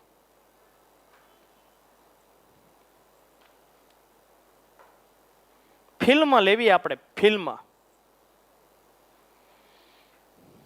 હોલીવુડ એ વિશ્વની સૌથી જૂની ફિલ્મ ઇન્ડસ્ટ્રી છે. વિશ્વની વાત કરો તો હોલીવુડ, ચાલો વિશ્વની સૌથી જૂની ફિલ્મ ઇન્ડસ્ટ્રી છે હોલીવુડ. ખાસ હોલીવુડ એ વિશ્વની સૌથી જૂની ફિલ્મ ઇન્ડસ્ટ્રી છે. વિશ્વની સૌથી જૂની ફિલ્મ ઇન્ડસ્ટ્રીઝ કઈ છે? એક ગુણ વિકલ્પ વાળો પ્રશ્ન, એક ગુણ વિકલ્પ વાળો પ્રશ્ન ઈ પૂછાય વિભાગ એ ની અંદર. વિશ્વની સૌથી જૂની ફિલ્મ ઇન્ડસ્ટ્રી કઈ છે? હોલીવુડ એ વિશ્વની સૌથી જૂની ફિલ્મ ઇન્ડસ્ટ્રી છે, જે અમેરિકાના લોસ એન્જલિસમાં શરૂ થઈ હતી. અમેરિકાના લોસ એન્જલિસની અંદર સૌ પહેલા શરૂઆત થઈ હતી. લોસ એન્જલિસની અંદર. હોલીવુડનું કેન્દ્ર કયું? અમેરિકા. કયું? હોલીવુડનું કેન્દ્ર કયા દેશમાં? અમેરિકામાં. કયા શહેરમાં? લોસ એન્જલિસની અંદર. બોલિવૂડનું કેન્દ્ર કયું? ભારત. સિટી કયું? મુંબઈ. ચાલો, હોલીવુડ એ વિશ્વની સૌથી જૂની ફિલ્મ ઇન્ડસ્ટ્રી છે, જે અમેરિકાના લોસ એન્જલિસની અંદર આવેલી છે. 1984 ની અંદર હોલીવુડ ખાતે સૌ પહેલા ફિલ્મ રજૂ કરવામાં આવ્યું. ભારતમાં સૌથી પહેલું ફિલ્મ કયું? સૌથી પહેલું ફિલ્મ કયું? ભારતની અંદર સૌથી પહેલું ફિલ્મ 1913 ની અંદર રાજા હરિશ્ચંદ્ર. કયું ફિલ્મ? રાજા હરિશ્ચંદ્ર 1913 ની અંદર રજૂ થયું હતું. આ દાદા સાહેબ ફાળકે દ્વારા નિર્માણ કરવામાં આવી હતી. આ જે છે એ મૂંગી ફિલ્મ હતી. જોઈ શકાય, ચિત્રો જોઈ શકાય, પણ અવાજ ન સાંભળી શકાય એવા પ્રકારની મૂંગી ફિલ્મ હતી. જોઈ શકાય એવી મૂંગી ફિલ્મ હતી. સૌ પ્રથમ 1913માં ભારતમાં સૌ પહેલું ફિલ્મ કયું? 1913માં રાજા હરિશ્ચંદ્ર. દાદા સાહેબ ફાળકે દ્વારા નિર્માણ કરવામાં આવી હતી, અને ભારતમાં નિર્માણ પામેલી પહેલી મૂંગી અને બ્લેક એન્ડ વ્હાઇટ ફિલ્મ હતી. મૂંગી, અવાજ ન આવે એવી સિસ્ટમ જ નહોતી. વોઇસ સિસ્ટમ જ હતી નહીં. સ્પીકર સિસ્ટમને કનેક્ટ કરી શકાય એવી આખા દેશમાં સિસ્ટમ હતી નહીં. આ સમયગાળા દરમિયાનની વાત કરે. ફરીથી એકવાર જોઈ લઈએ વિદ્યાર્થી મિત્રો, ભારતમાં સૌ પ્રથમ ફિલ્મ 1913માં રાજા હરિશ્ચંદ્ર દ્વારા રજૂ થઈ હતી, જે દાદા સાહેબ ફાળકે દ્વારા નિર્માણ પામી હતી. પ્રથમ તબક્કાની અંદર ફિલ્મોની અંદર મૂંગી ફિલ્મ હતી, અને પછી શ્વેત શ્યામ. શ્વેત એટલે વ્હાઈટ, કાળી, શ્યામ એટલે કાળું, શ્વેત એટલે ધોળું, black, WHIT, black and white film હતી. અને ત્યાર પછી ભારતમાં સૌ પ્રથમ બોલતી અવાજવાળી, એ પાછી બ્લેક એન્ડ વ્હાઇટ તો ખરી જ તે. બ્લેક એન્ડ વ્હાઇટ ફિલ્મ કઈ? તગડાનો એકડો થઈ ગયો ને એકડાનો તગડો થઈ ગયો. 1931ની અંદર ભારતમાં સૌ પ્રથમ બોલતી શ્વેતશ્યામ ફિલ્મ કઈ હતી? આલમ આરા. ચાલો, આ પ્રશ્ન જે છે એ 1 ગુણનો પ્રશ્ન હતો. 1 ગુણનો પ્રશ્ન હતો આર્યો ઈ. ભારતમાં સૌ પ્રથમ બોલતી શ્વેતશ્યામ ફિલ્મ કઈ હતી? ક્યારે રજૂ થઈ હતી? 1931માં આલમ આરા. આ પણ 1 ગુણનો પ્રશ્ન છે, અને ઈ છે વિભાગ બી માં. વિભાગ બી ની અંદર. ચાલો, ભારતમાં સૌ પ્રથમ બોલતી શ્વેતશ્યામ ફિલ્મ કઈ? બોલતી અવાજવાળી, જોઈ પણ શકાય ને અવાજ પણ સાંભળી શકાય, ઈ કઈ? તો કે આલમ આરા 1931માં. બ્લેક એન્ડ વ્હાઇટ ફિલ્મ મૂંગી, ઈ કઈ? તો કે 1913માં રાજા હરિશ્ચંદ્ર. ઓકે, ચાલો, હિન્દી ફિલ્મો કયા નામથી ઓળખાય છે? વિકલ્પ વાળો પ્રશ્ન. હિન્દી ફિલ્મો બોલિવૂડ તરીકે ઓળખાય છે. એનું મુખ્ય કેન્દ્ર કયું છે? એનું મુખ્ય કેન્દ્ર મુંબઈ છે. હાલમાં જોવા જવી તો ચાલો, હોલીવુડ વિશ્વની સૌથી મોટી ફિલ્મ ઇન્ડસ્ટ્રી કઈ? તો કે હોલીવુડ. એનું કેન્દ્ર કયું? તો કે અમેરિકાની અંદર લોસ એન્જલિસ. બોલિવૂડનું કેન્દ્ર કયું? તો કે મુંબઈ. આ મુંબઈ સિવાય બીજા જુદા જુદા પણ અનેક કેન્દ્રો છે. કલકત્તા, બેંગ્લોર, હૈદરાબાદ, ચેન્નઈ વગેરે અનેક પ્રકારના જુદા જુદા કેન્દ્રો છે. ફિલ્મો એ સમૂહ માધ્યમનું એટલું બધું પ્રબળ સાધન છે કે લોકોને અનેક પ્રકારના ફિલ્મો જે છે એ રજૂ કરી શકાય છે. કેટલાક ફિલ્મો સામાજિક હોય છે. દેશરે જોયા, દાદા પરદેશ જોયા, હમ સાથ સાથે, આવા પ્રકારના ફિલ્મો જે છે એ, બાગબાન, આવા ફિલ્મો જે છે સામાજિક ફિલ્મો હોઈ શકે. કેટલાક જુદા જુદા પ્રકારના ઓ માય ગોડ એવા પ્રકારના ફિલ્મો જે છે, ઈશ્વર અંગેના ઘણા બધા ફિલ્મો છે. ધાર્મિક ફિલ્મો હોઈ શકે. કેટલાક આર્થિક ફિલ્મો પણ હોઈ શકે. રક્ષક જેવા પ્રકારના ફિલ્મો, આર્થિક. રાજકીય ફિલ્મો પણ હોઈ શકે. હવે એ રાજકીય ફિલ્મોની અંદર ગર્વ ફિલ્મો પણ એ રાજકીયની અંદર આવે. રાજકારણમાં કોઈ પ્રકારની મુશ્કેલી આતે વગેરે. સાંસ્કૃતિક ફિલ્મો પણ કોઈ પણ પ્રકારના હોઈ શકે. આ ઉપરાંત પ્રેમને લગતી પણ ઘણી બધી ઘટનાઓ, લવ સ્ટોરીના ફિલ્મો પણ હોઈ શકે. એનો પ્રભાવ ઘણા બધા ક્ષેત્રમાં પડ્યો છે. ફિલ્મોની અંદર આપણી સામાજિક વ્યવસ્થાને પ્રતિબિંબિત કરે છે. સામાજિક વ્યવસ્થાઓ કેવા પ્રકારની છે એને પ્રતિબિંબિત કરે છે. જુદા જુદા પ્રકારના સામાજિક ધારાધોરણો, રીત રિવાજો, મૂલ્યો, માન્યતાઓ, પરંપરાઓ, લગ્નની વિધિ, મૃત્યુની વિધિ, મિત્રો સાથે, ભાઈબંધ સાથે, ઘરના સભ્યો સાથે કઈ રીતે રહેવું ને એની સાથે કઈ રીતે વ્યવહાર કરવો ને એ અંગેની કેટલીક ઘટનાઓ પણ એની અંદર રજૂ કરવામાં આવે છે. અને લોકોને અન્ય વિસ્તારથી સભાન બનાવવામાં આવે છે. ફિલ્મની અંદર બધી વસ્તુ રજૂ થાય છે. રાષ્ટ્રીય ઉત્થાનમાં દેશ પ્રેમ વિશેના ફિલ્મો, ભારતીય સંસ્કૃતિ, સામાજિક વિકાસ ઉજાગર કરવામાં ફિલ્મોનો ફાળો બહુ મહત્વનો છે. અનેક પ્રકારની ઘટનાઓ ફિલ્મો દ્વારા રજૂ કરી શકાય છે. અને આવા પ્રકારની ઘટનાઓ જે છે ને એ ફિલ્મો દ્વારા રજૂ કરીને લોકોને યોગ્ય દિશામાં વાળવા માટેનો પ્રયત્ન કરવામાં આવે છે, અને વાળી પણ શકાય છે. આગળ જઈએ મુદ્દો ઉપગ્રહ સંચાર. આકાશની અંદર ઉપગ્રહ છોડીને નીચે કોઈ પણ પ્રકારની સેટેલાઇટ સિસ્ટમ દ્વારા ગમે તે વસ્તુ જે છે એને પ્રસારિત કરવાની પદ્ધતિ એટલે ઉપગ્રહ. અંતરિક્ષ સંશોધનમાં અમેરિકા અને રશિયા અગ્રણી છે. America USA, United state of America, અને રશિયા સોવિયત યુનિયન. આને કહેવાય અમેરિકા, અને આ રશિયા છે એને સોવિયત યુનિયન કહેવાય. બીજું નામ સોવિયત યુનિયન. અમેરિકા અને રશિયા.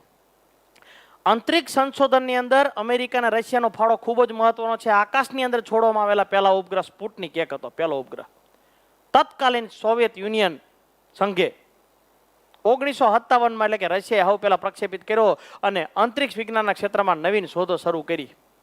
ધીરે ધીરે અમેરિકાએ પણ સોવિયત સંઘ અને રશિયા વચ્ચે સ્પર્ધા થઈ. આ બે વચ્ચે બહુ મોટી સ્પર્ધા હતી. બિલકુલ એક દેશ ઉપગ્રહ ચડાવે, આકાશની અંદર મૂકે, તરતો મૂકે, બીજો દેશ એના કરતાં પણ લેટેસ્ટ બનાવવાનો કોઈ પણ ભોગે આર્થિક કોઈ પણ પ્રકારનો ખર્ચો એને પાછળ જોયા વગર એવા પ્રકારનો ઉપગ્રહ પાછો બનાવે, પાછો આકાશની અંદર પાછો તરતો મૂકે.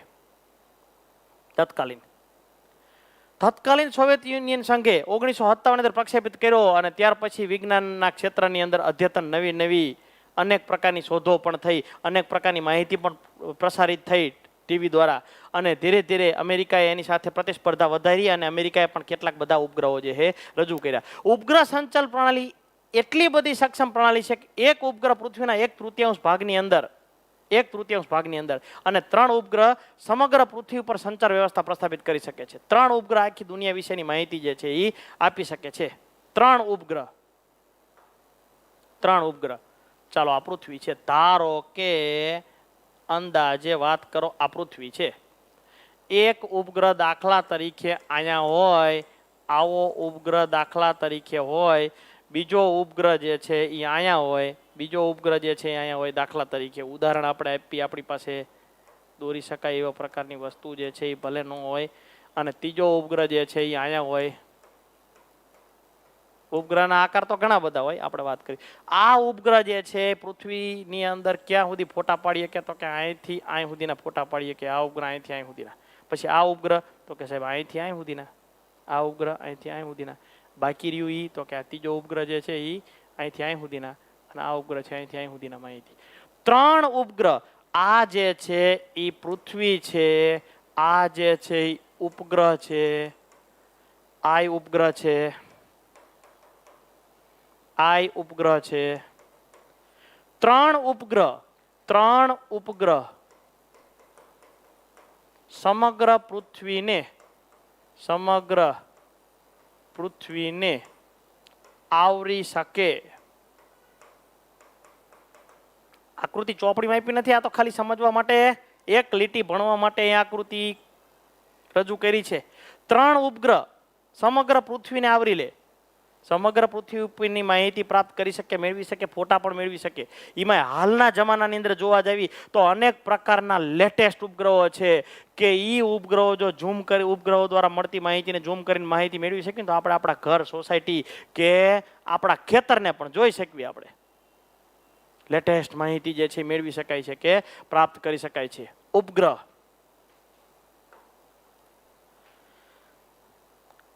ઉપગ્રહ સંચાર પ્રણાલી એટલી સક્ષમ છે કે એક ઉપગ્રહ પૃથ્વીના 1/3 એટલે કે 1/3 ભાગ, 1/3 ભાગ, આખી પૃથ્વીનો 3 ભાગ, અને 3 ઉપગ્રહ સમગ્ર પૃથ્વી પર સંચાર વ્યવસ્થાને પ્રસ્થાપિત કરી શકે છે. એક ઉપગ્રહ 1/3 ભાગ, 1/3 એટલે કે 1/3 ભાગ, પૃથ્વીનો 3 ભાગ.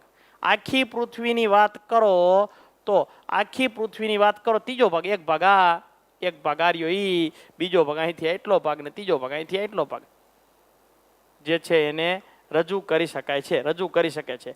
અને ઉપગ્રહ સંચાર પ્રણાલીનો એક લાભ એ છે કે અંતરના સંદર્ભમાં આવનાર ખર્ચો એક સમાન છે. તો ખર્ચો એક સમાન છે. પહેલા પણ ફોન કરવામાં આવતો, ત્યારે અહીંથી તમારા બાજુના ગામમાં કરવો હોય કે પછી અહીંથી તમારા ગામમાં ફોન કરવો હોય કે પછી તમારે 5-6 હજાર કિલોમીટર દૂર ફોન કરવો હોય તો બેનું બિલ એક જ સરખું આવે. એવી રીતે ઉપગ્રહની અંદર પણ તમારે જો કોઈ પ્રકારની માહિતી પ્રાપ્ત કરવી, મેળવી હોય તો ખર્ચો અને સમાન લગભગ એક જ સરખો રહે છે. ખર્ચો અને સમય લગભગ એક જ સરખો રહે છે. દાખલા તરીકે ટેલિફોનની વાત કરો, હું અહીંથી મોબાઈલ લગાડું, મારો મિત્ર મારી બાજુમાં જ બેઠો છે, તો મારે ફોન લગાડવો હોય મારા મિત્રને, તો એ તો બાજુમાં છે, તો તરત ફોન લાગવો પડે ને, ન લાગે. તરત ફોન ન લાગે એટલા માટે હું અહીંથી ફોન લગાડું, મારો મિત્ર મારી બાજુમાં જ બેઠો છે, એ મિત્રને હું ફોન લગાડું એટલે મારો ફોનનું નેટવર્ક જે છે એ મેળવવા માટે સીધો ફોન જે છે એ મારી બાજુમાં જે ટાવર હોય એનો કોન્ટેક્ટ કરે. જે છે એ મોબાઈલ જે છે એ ટાવરના સંદર્ભમાં આવે, પહેલા ટાવર સાથે કોન્ટેક્ટ કરે. એ ટાવર જે છે ઉપગ્રહ સાથે કોન્ટેક્ટ કરે. એ ઉપગ્રહ જે છે હું જેને મોબાઈલ લગાવું છું એનો કોન્ટેક્ટ કરે, એની ટાવરનો કોન્ટેક્ટ કરે, અને ત્યાર પછી એ ટાવર દ્વારા મારા મિત્ર બાજુમાં જ બેઠો છે એની સાથે એના મોબાઈલમાં રિંગ જાય. એ રિંગ જતા 2, 3, 4 સેકન્ડ થાય. જુનાગઢ ફોન કરવો હોય કે બીજા રાજ્યમાં ફોન કરવો હોય તો એ જ સિસ્ટમ લાગુ પડે. અહીંથી જે છે મારો જે હું જે અત્યારે નેટ ટાવરનો ઉપયોગ કરી રહ્યો છું, જે મારો મોબાઈલ એટલે કે મારો મોબાઈલ જે ટાવરના સંદર્ભમાં છે, ત્યાંથી ઉપગ્રહમાંથી જે મિત્ર જે છે એનો ટાવરનો ઉપયોગ કરે છે એ કે પછી એના મોબાઈલમાં એક જ સરખો સમય ને એક જ સરખો ખર્ચો લાગે છે. ઉપગ્રહ માધ્યમથી સંદેશો મોકલવાનું કાર્ય 500 થી ઈ વખતેની વાત છે, અત્યારે નહીં, 500 થી 5000 કિલોમીટર સુધી લગભગ સરખો ખર્ચો થાય છે.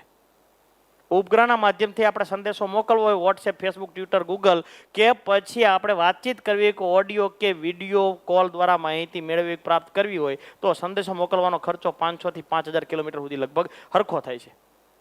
ચાલો ભારતની વાત કરવી હવે ખાસ એમાં તે તો કે પ્રથમ ભારતીય ઉપગ્રહ કયો હતો તો કે આર્યભટ્ટ હતો. પ્રથમ ભારતીય ઉપગ્રહ કયો હતો? આર્યભટ્ટ હતો. ભારતનો પ્રથમ ઉપગ્રહ કયો? આર્યભટ્ટ એ ભારતનો પ્રથમ ઉપગ્રહ હતો અને સોવિયત સંઘ દ્વારા એટલે કે રશિયા દ્વારા 1975માં પ્રક્ષેપિત કર્યો હતો. એ ભારતની મદદ કરીને 1975માં. ચાલો મોસ્ટ આઈએમપી પ્રશ્ન, 1 ગુણનો પ્રશ્ન છે. મોસ્ટ આઈએમપી પ્રશ્ન, 1 ગુણનો પ્રશ્ન. ભારતનો પ્રથમ ઉપગ્રહ કયો હતો તે ક્યારે છોડવામાં આવ્યો હતો એટલે પ્રક્ષેપિત કરવામાં આવ્યો હતો? ભારતનો પ્રથમ ઉપગ્રહ આર્યભટ્ટ 1 હતો, 1975માં પ્રક્ષેપિત કરવામાં આવ્યો હતો. ત્યારબાદ 1979 અને 1981માં અનુક્રમે ઇનસેટ 1 ને ઇનસેટ 2 ગુજરાતી, ભાસ્કર 1 ને ભાસ્કર 2 નામના ઉપગ્રહો આકાશમાં તરતા મૂક્યા અને ધીરે ધીરે જુદા જુદા પ્રકારની ક્રાંતિની શરૂઆત થઈ.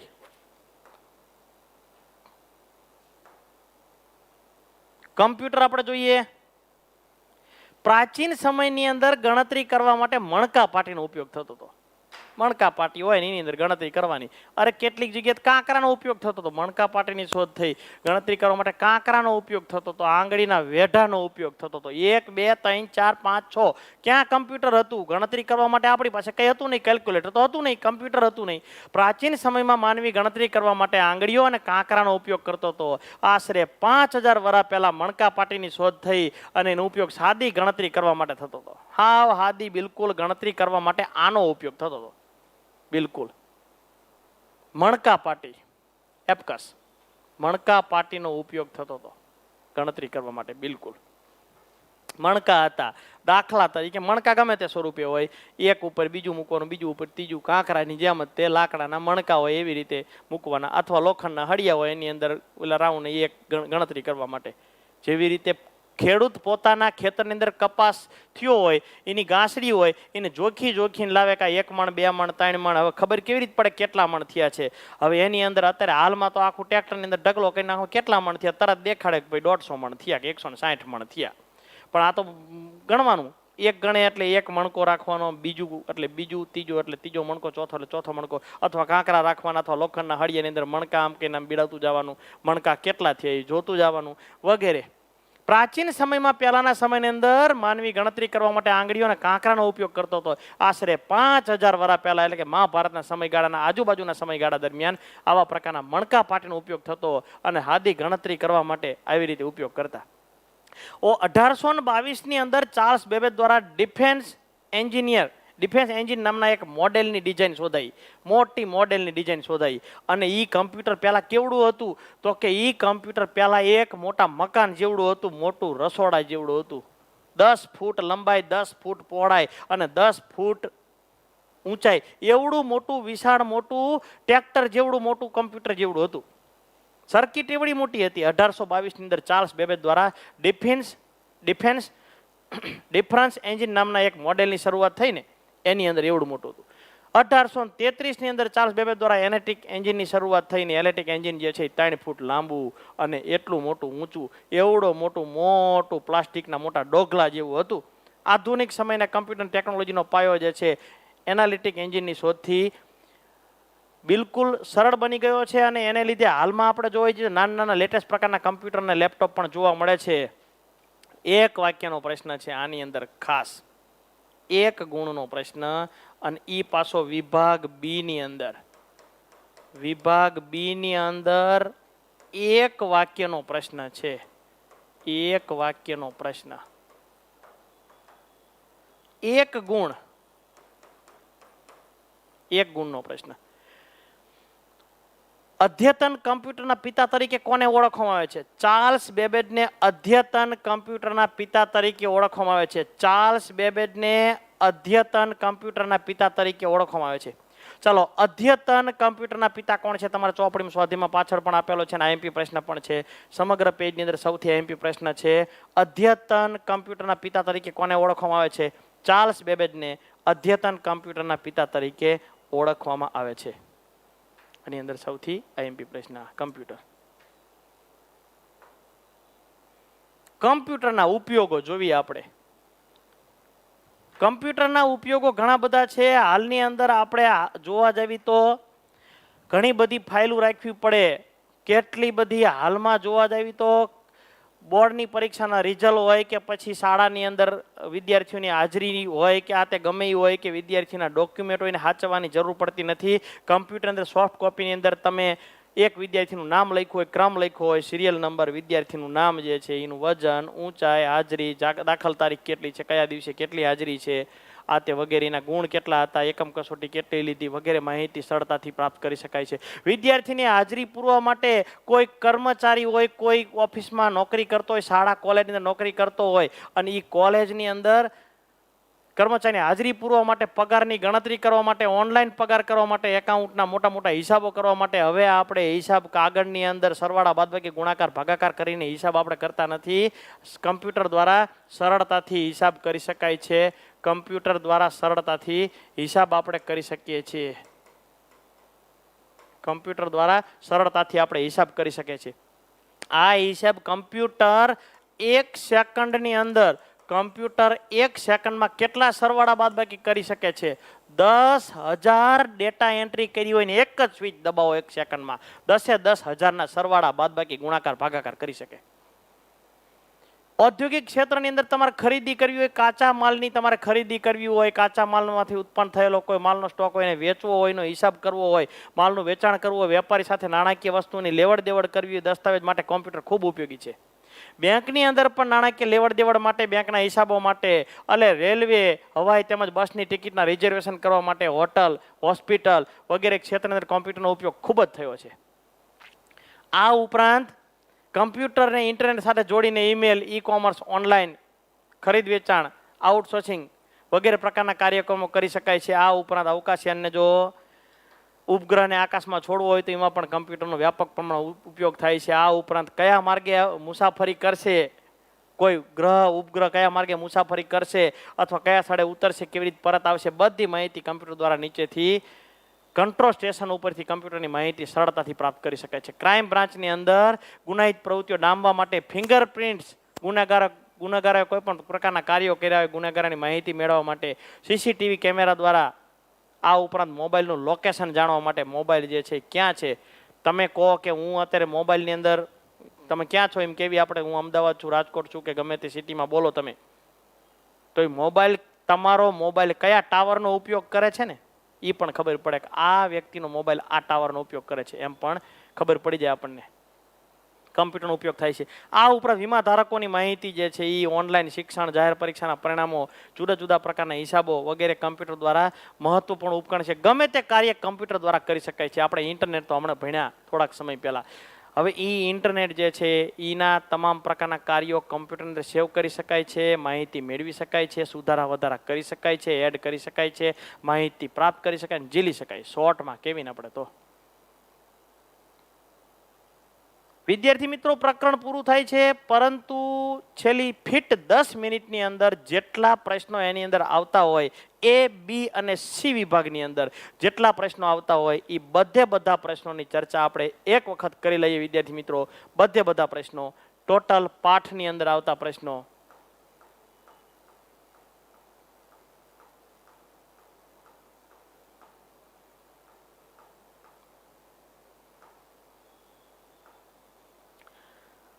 બોર્ડની પરીક્ષામાં છઠ્ઠા પાઠમાંથી કુલ 7 માર્કનો પૂછાય છે. A, B, C અને D ચારેય વિભાગમાંથી એક માર્કના એક પ્રશ્ન પૂછાય છે. એક વિકલ્પવાળો પ્રશ્ન, એક વાક્યનો, એક 2 માર્કનો અને એક 3 માર્કનો.